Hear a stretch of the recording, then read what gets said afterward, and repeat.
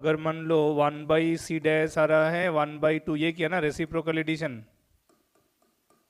हाँ, तो ये आया 12/11, ठीक है। अब बताओ कि what is what is the potential difference what is the potential difference across 4 microfarad capacitor, ठीक है। 4 माइक्रोफेराड कैपेसिटर में कितना पोटेंशियल डिफरेंस होगा इफ वी, यानी कि ये जो बैटरी का वोल्टेज है, ठीक है, वो है मान लो 24 वोल्ट।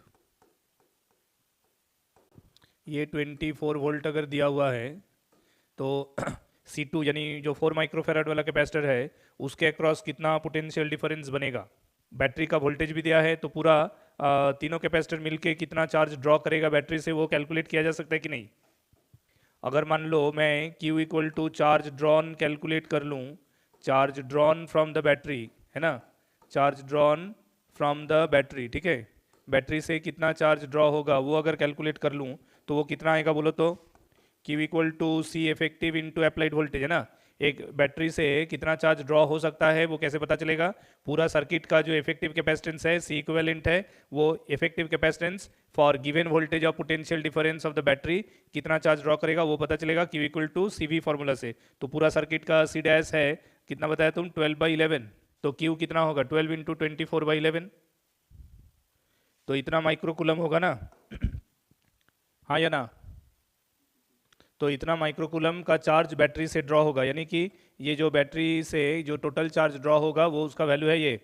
इतना माइक्रोकुलम का चार्ज ड्रॉ हो रहा है बैटरी से। कौन ड्रॉ कर रहा है, तीनों कैपेसिटर मिलके।